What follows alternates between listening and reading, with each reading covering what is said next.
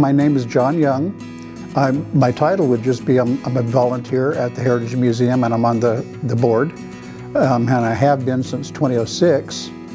When I moved here, somebody said, "This is going to be a great way to meet people. We're going to put you on the board." And I said, "Okay."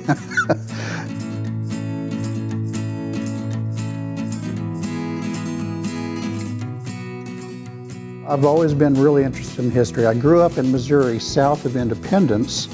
And so when I started visiting Oregon, it was because my mother-in-law had retired here. And I thought it was great she lived in Independence. And growing up in Missouri, and I was really interested in the Oregon Trail and the Santa Fe Trail and everything around natural history also. I had sort of done some volunteer work with other museums when I was going to school at Kansas State in Manhattan. So when we moved up here, and Barbara Martin that I mentioned, I met her while they did a historic homes tour. So I think it was June every year, they would have 3 or 4 houses or buildings that were open for the open house. And it would start and end at the museum. And so that's how she corralled me for that. And so history's always been a big part of my life. I've always been really interested in it. So usually when I'm volunteering, I'm just at the desk, meeting and greeting people and answering questions. And some people, I can kind of tell they just want to wander around on their own.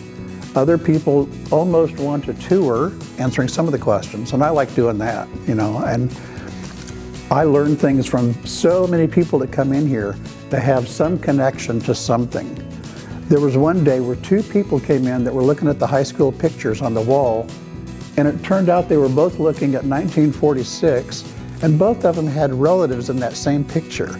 And these people had come in 2 different groups, and it's like that was such a tremendous link. Every time I come in, there's something new and different, or some little thing they've changed. So I learn something new every time I'm in here. And that's one of the reasons I really love doing this volunteering, is I'm always learning something new.